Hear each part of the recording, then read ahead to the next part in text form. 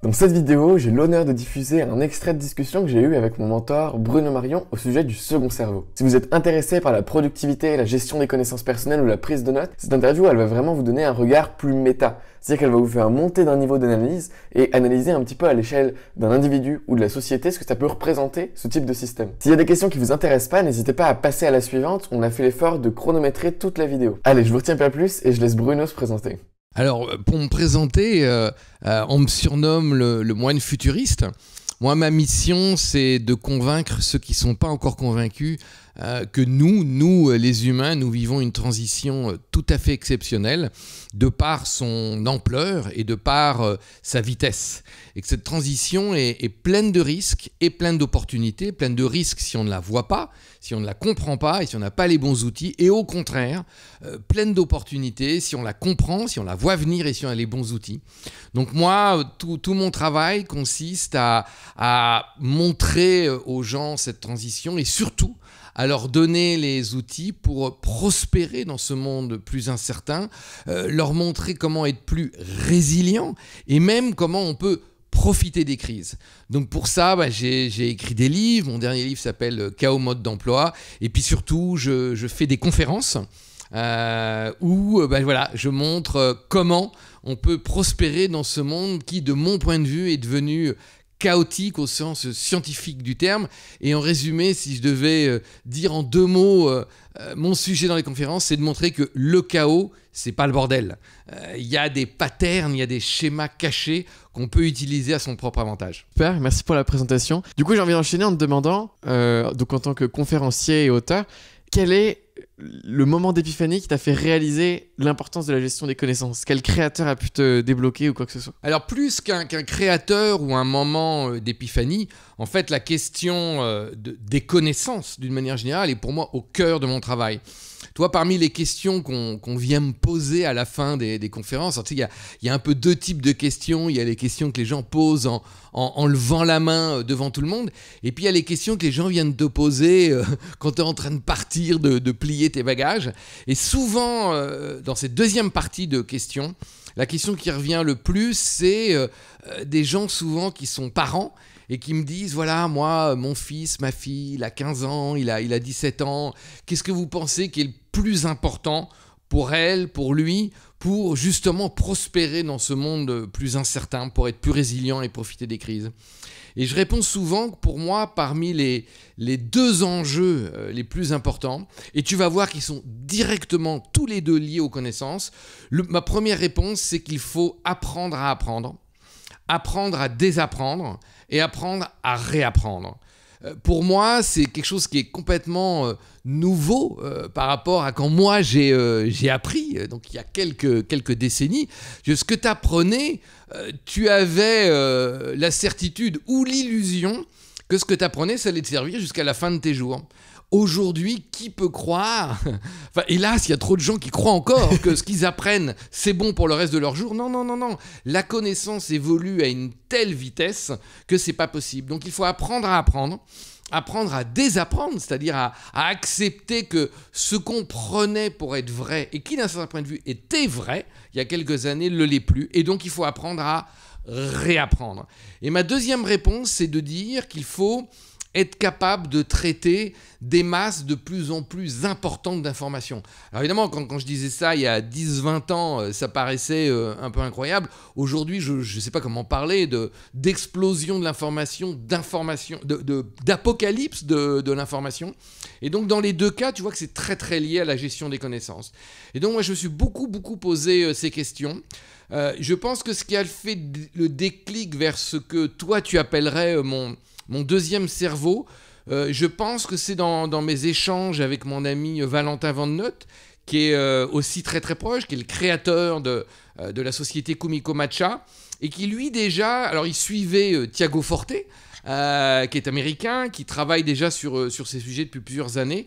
Et donc j'avais découvert les travaux de Tiago au travers de Valentin, qui me les a fait découvrir.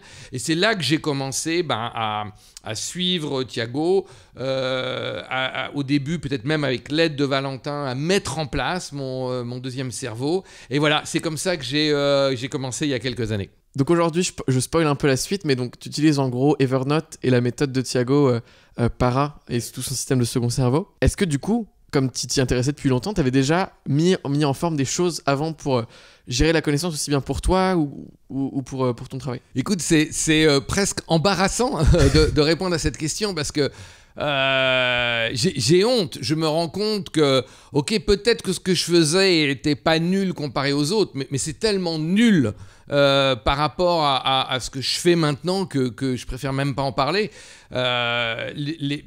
Je lisais en version papier les notes ce qui n'est pas dramatique, mais du coup, les notes que je prenais n'étaient pas, entre guillemets, automatisées comme elles le sont pour moi maintenant. Donc, je t'ai souvent entendu dire, voilà, si vous prenez pas de notes, ben, vous perdez du temps quand vous lisez.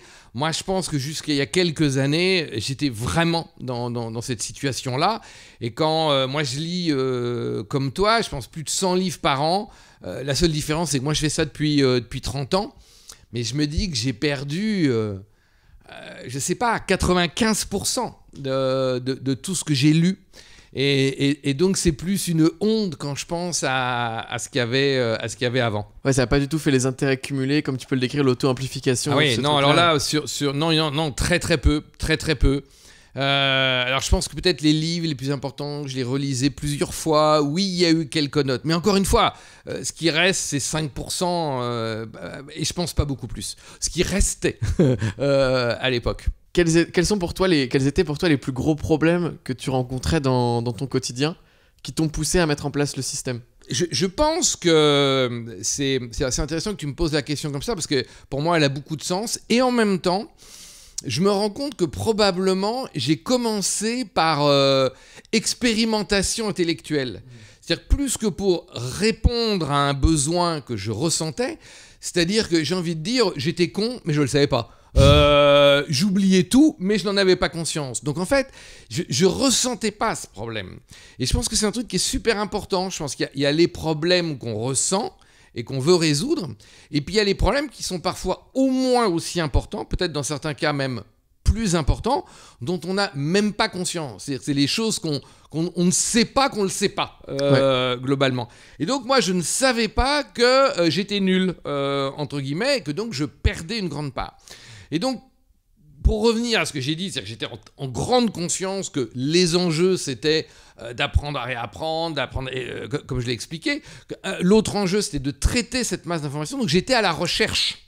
Et donc, j'ai expérimenté un certain nombre de choses. Et effectivement, là, pour le coup, quand j'ai expérimenté le modèle Para, la gestion d'une grande partie de mes connaissances sur Evernote, là, c'est plus un wow effect de se dire waouh, là, c'est clair, ça répond, ou en tout cas, ça répondait à ce moment-là à ce problème dont je n'avais pas conscience. Mais j'ai vu à quel point ça changeait ma vie. Ok, super intéressant. Quels sont les types de flux que tu as à gérer, toi, dans un quotidien, ou dans un mois, ou dans un trimestre? Alors, je pense que tu parles des flux d'informations. Exactement. Moi, je pense que dans le monde dans lequel nous vivons, dans ce monde d'explosion de l'information, je pense que les basiques sont encore plus importants qu'avant. Et je dirais qu'il y a deux types d'informations. C'est pas aussi simple que ça, mais il y a des informations que je qualifierais à temps long. Pour faire simple, les livres, c'est-à-dire que ça prend du temps de lire un livre. Et puis il y a les informations à temps court. Voilà, c'est le truc qui passe, tu surfes sur un site internet ou tu écoutes quelque chose. Voilà, c'est très court. Et en fait, beaucoup de gens, selon en particulier leur âge ou leur vie, n'utilisent qu'un type de flux d'informations. Et pour moi, les deux sont importants. Je vais essayer d'expliquer en deux mots pourquoi. Pendant des milliers d'années, nos ancêtres, les chasseurs-cueilleurs, avaient développé leur esprit, où il s'était développé tout seul, pour être très très bon avec les informations que j'ai classées dans le temps court. Je sais pas, il y a un bruit bizarre, oula, c'est une bête féroce qui veut te dévorer, ou au contraire, une proie que je vais pouvoir attraper pour manger. Tel bruit, c'est un bruit de la nature important qui veut dire que peut-être il va y avoir une tempête, etc. Et donc, c'était très, très, très, très, très rapide. Et puis est arrivée l'écriture, est arrivée surtout l'imprimerie, qui a donné accès à beaucoup de gens, en tout cas plus que ça ne s'était jamais vu avant, à cette forme de savoir. Et donc là, les gens, si je caricature, se sont assis dans un coin. Il faut savoir, par exemple, pendant très, très longtemps, il n'y avait pas de ponctuation. Parce que quand tu lis, tu peux lire un livre sans ponctuation à voix haute. Tu vas retrouver assez naturellement, tu peux faire l'exercice, quand tu lis à voix haute, les choses vont reprendre du sens. Ça va être assez évident là où il devrait y avoir de la ponctuation, même s'il n'y en a pas. Par contre, lire un texte sans ponctuation en se taisant, c'est juste pas possible. Tu ne comprends rien, ou tu es obligé de faire un exercice mental a posteriori pour remettre la ponctuation manquante. Donc ça, si tu vas à l'échelle de l'humanité, c'est quelque chose qui est très récent, c'est quelques centaines d'années, qu'il y ait autant de gens qui s'assoivent en silence pour lire un livre. Et ça fait appel au temps long. Tu peux t'arrêter de lire, tu peux réfléchir, est-ce que j'ai compris, qu'est-ce que je retiens de ce passage, en quoi, ou pas. Tu peux lire beaucoup plus vite. Et en fait, ça, je dirais, c'est plus ma génération et ceux d'avant. Des gens qui ont appris avant qu'il y ait Internet.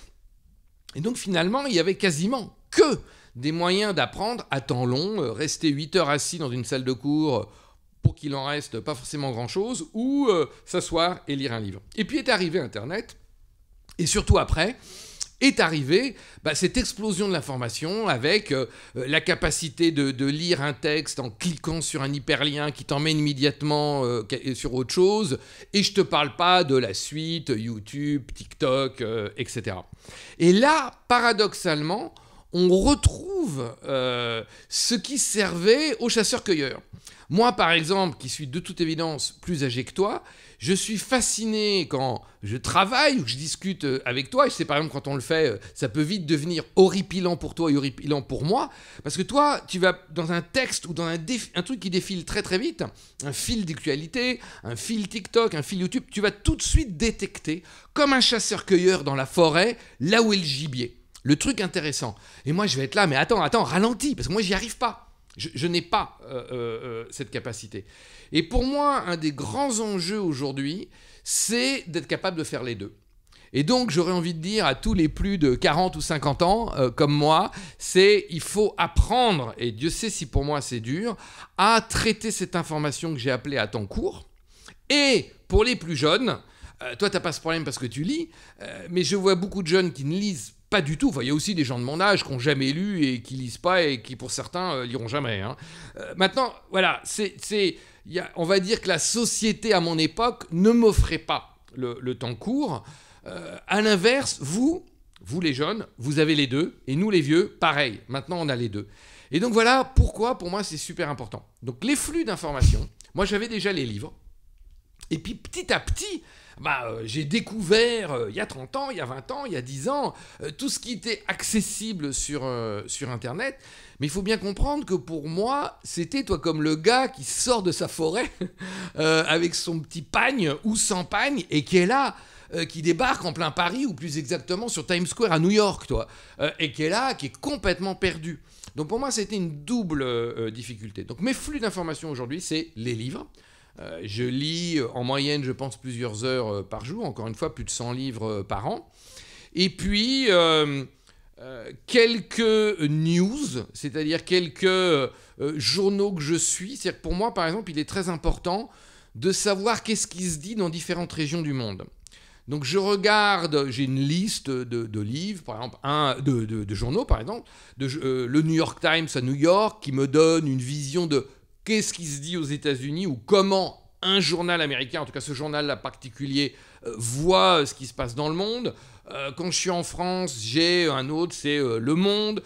Moi, je suis le Guardian parce que je trouve qu'ils ont une approche, pour le coup, internationale et qui me paraît passer un certain nombre de membranes de qualité que j'impose. J'en ai un autre à Hong Kong, j'en ai un autre Al Jazeera pour le Moyen-Orient. Voilà. Et souvent, ce qui m'intéresse, c'est de regarder, alors ça c'est très intéressant en flux d'informations, c'est de regarder ce qu'ils ne disent pas. Par exemple, si le monde entier parle de quelque chose et que tel journal dans telle région n'en parle pas, bien ça c'est intéressant. Alors qu'en fait, les gens regardent en général de quoi ils parlent. Effectivement, c'est intéressant. Moi, je regarde aussi de quoi ils ne parlent pas. Et ça, comme gestion de flux, c'est intéressant parce que c'est une gestion d'absence. Tu ne peux pas prendre de notes. Tu es obligé de regarder et de réfléchir. Et puis, je suis donc les livres, quelques news quotidiennes, quelques magazines que pour le coup, je lis en papier parce que souvent, ils n'existent qu'en papier. De tête, il doit y avoir Ouzbek Erika. Quelques magazines de design et de voyage, parce que c'est un truc qui est important pour moi.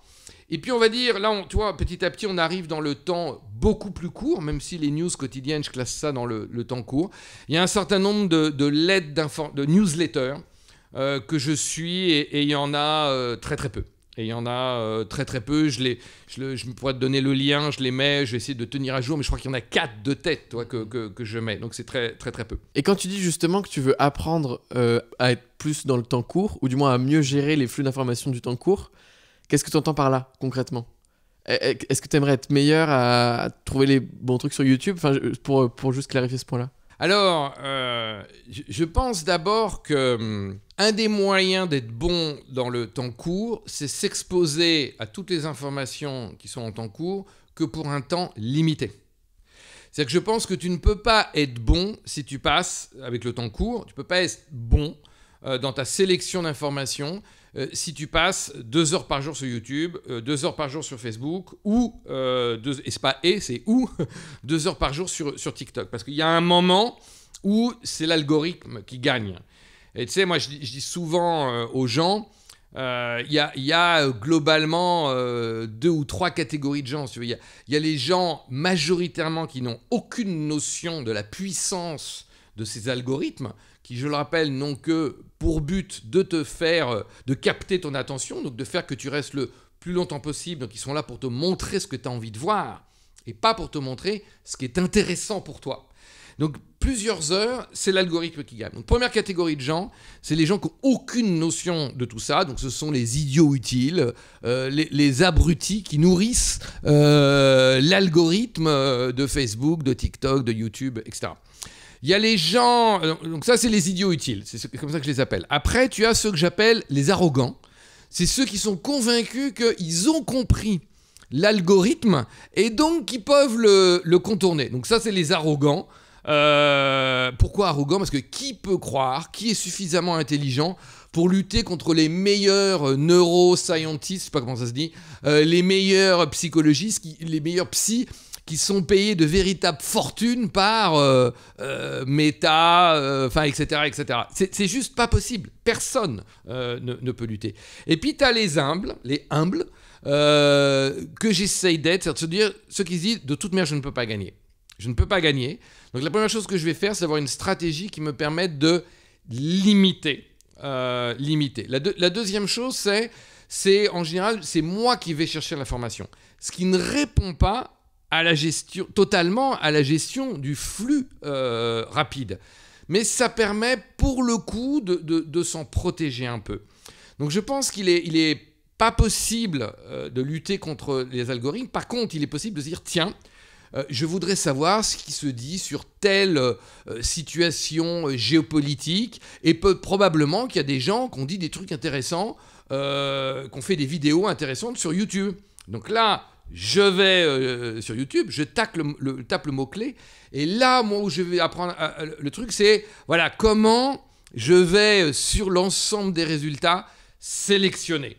Donc, des trucs que je pense tu expliques très bien par ailleurs. Si je vais regarder la durée, je vais regarder l'accroche. Voilà, est-ce que c'est une accroche YouTubesque ou le gars il est là pour me vendre quelque chose ou pour prendre mon attention gratuitement. Voilà. Donc, je n'ai pas encore moi la bonne réponse. Je ne suis pas convaincu de la trouver moi. C'est probablement des jeunes comme toi qui vont la trouver. Et justement, si imaginons que tu es mon mentor.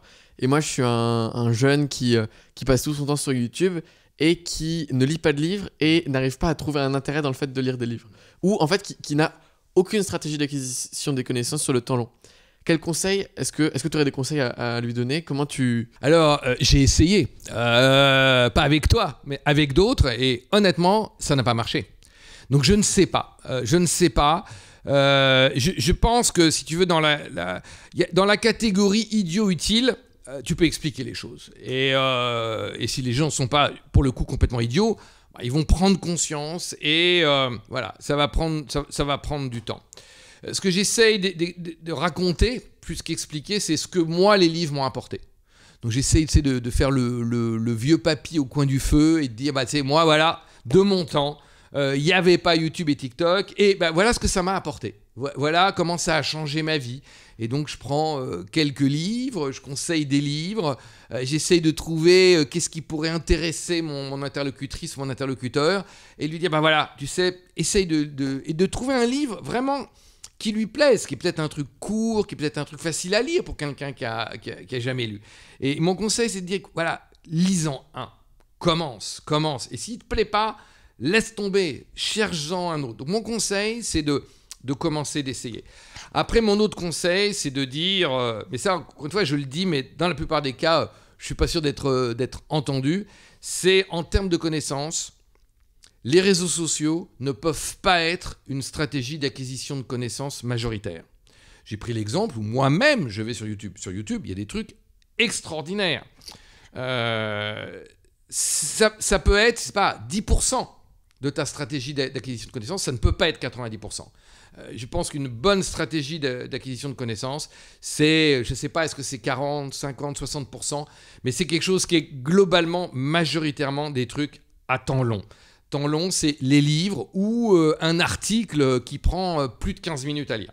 Et toi, l'habitude de la lecture, tu l'as construite, tu l'as gardée toute ta vie? Tu l'as perdue à un moment, reconstruite? Je pense qu'il y a eu des hauts et des bas.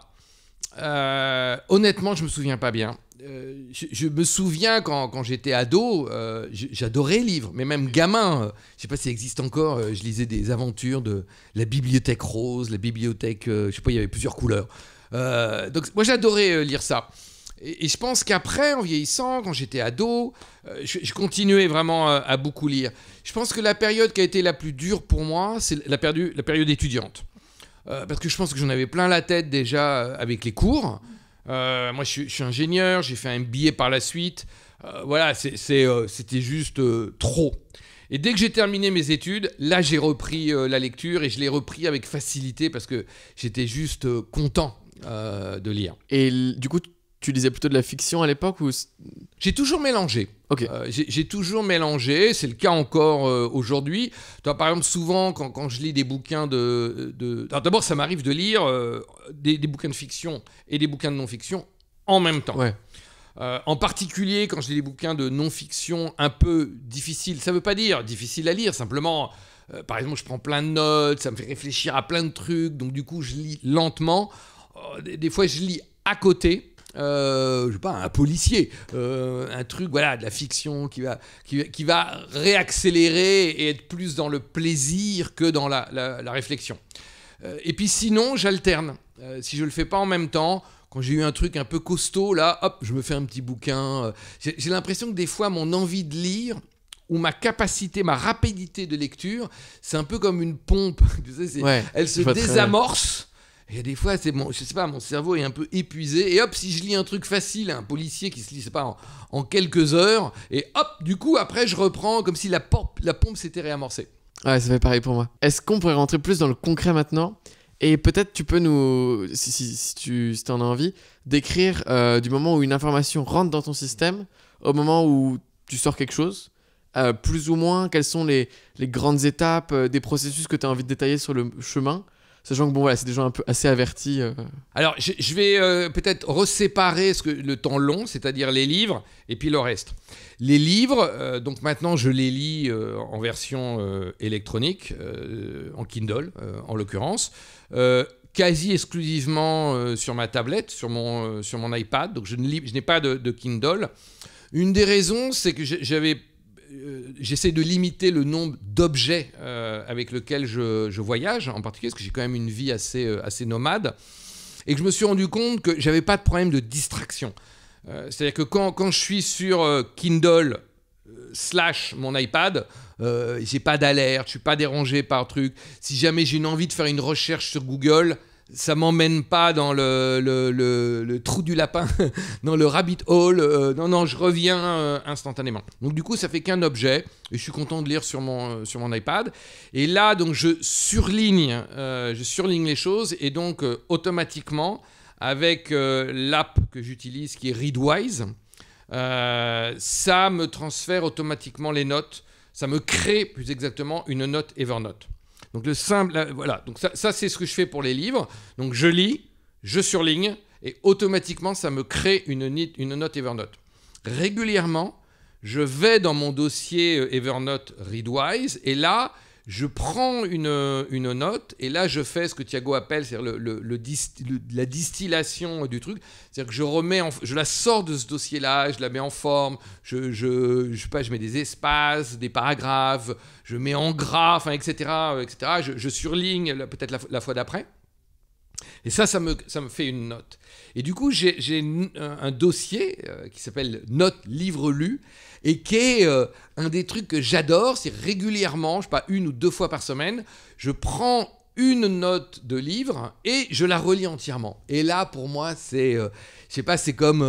c'est jubilatoire. Ah, c'est jubilatoire. J'ai l'impression de relire les livres, mais surtout, j'ai l'impression de lire, je sais pas, du concentré de connaissances que j'ai fait moi pour moi. Donc c'est juste absolument jubilatoire. Donc voilà mon process. Je lis, je surligne, automatiquement ça me crée une note. Je prends cette note, je la lis régulièrement. Je pense que c'est au moins 1 fois par an.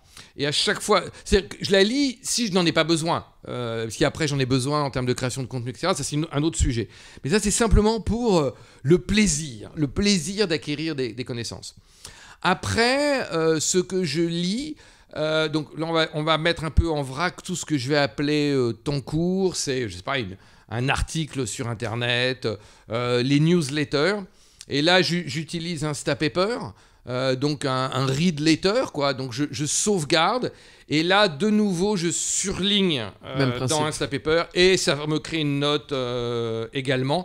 Et là, par contre, ces notes-là, je ne vais pas les rechercher, je ne vais pas spécialement les distiller, sauf si dans une démarche de recherche ou de création de contenu, elles réapparaissent dans mes recherches. Et là, pour le coup, je vais les lire et les distiller. Ok, est-ce que tu pourrais nous en dire plus sur peut-être la distillation ?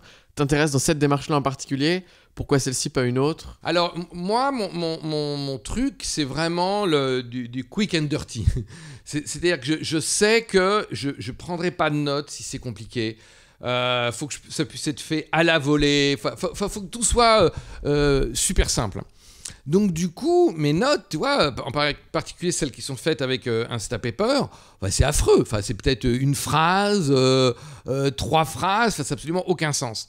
Maintenant, par exemple, quand comme tu l'as dit, j'utilise Evernote. Si jamais quand je fais une recherche sous forme de mots-clés, cette note va sortir. Par contre, si je la lis, là, je vais la distiller. C'est-à-dire que je vais la lire et je vais la mettre en forme. Je vais peut-être la supprimer d'ailleurs si je trouve que c'est pas intéressant. Mais si c'est intéressant, je vais la mettre en forme, je vais peut-être changer le titre, je vais surligner ce qui me paraît important. Ça, c'est mon premier niveau de distillation.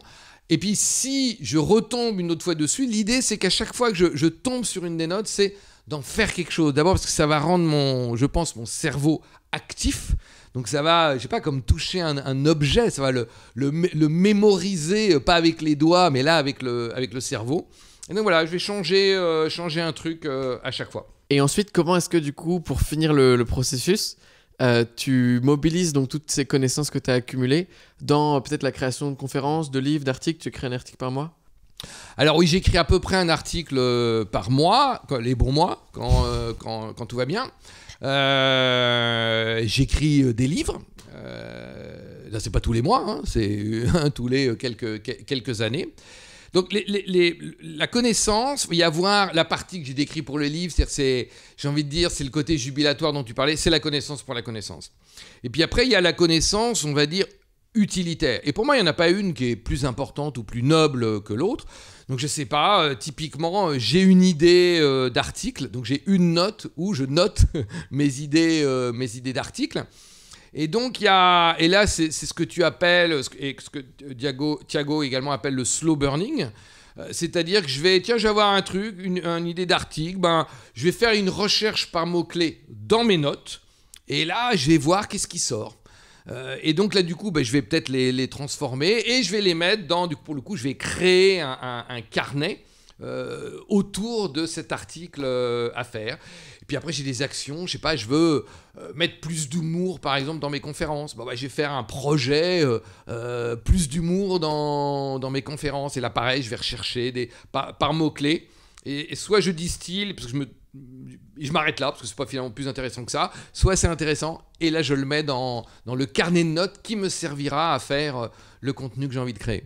Et du coup, tu utilises Para pour trier tes fichiers? Non, mais donc Para, projet. Donc ça, c'est les trucs à durée limitée. Donc normalement, les projets, ils peuvent pas rester éternellement dans le carnet. C'est pas le carnet d'ailleurs, comment ça s'appelle? La pile. Ouais. La pile de carnet P comme projet. Area, c'est tous les domaines où je veux exceller et rester excellent. Donc c'est là, par exemple, moi, il y a les idées d'articles. Parce que c'est un truc qui est vivant, je veux que ça vive, je veux trouver d'autres idées. Mais il y a d'autres choses comme ma santé, etc. Tout ce qui tourne autour de mon projet de maison résiliente, par exemple, voilà, c'est là où vous êtes. Après, il y a le côté ressources, donc P, projet, A, area, R, ressources. C'est les trucs qui peuvent me servir ou qui me servent régulièrement. Mais bon, j'ose pas dire que ça se fait un peu tout seul, mais enfin, j'ai pas autant d'action dans le domaine area. Et puis il y a les archives, c'est le dernier A, tous les trucs. Je sais pas si ça va me resservir un jour, voire même probablement ça ne me resservira jamais. Je le mets là. Donc c'est ça le Para. Voilà. Et donc c'est Thiago Forte si vous voulez vous renseigner plus en détail là-dessus. Pourquoi Evernote? Alors pourquoi Evernote? Parce que quand j'ai commencé à travailler sur ces sujets-là, c'était le conseil de Thiago. Que quand je travaillais sur ces sujets-là avec mon ami Valentin, c'est aussi du coup ce qu'il utilisait.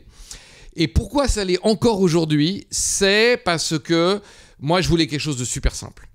Donc par exemple, grâce à toi, j'ai vu Obsidian, j'ai vu Rome Research, enfin voilà, j'en ai vu quelques-uns. Pour moi, c'était trop compliqué. C'est-à-dire que je voyais la puissance et en même temps, il y avait une petite voix qui me disait « Bruno, tu vas pas le faire. Tu vas pas tenir. Tu vas t'exciter. » Et vraiment, c'est pour moi. C'est-à-dire que moi, par exemple, quand je vois comment toi, tu utilises Obsidian, par exemple, je suis convaincu de l'intérêt, je suis convaincu de la puissance.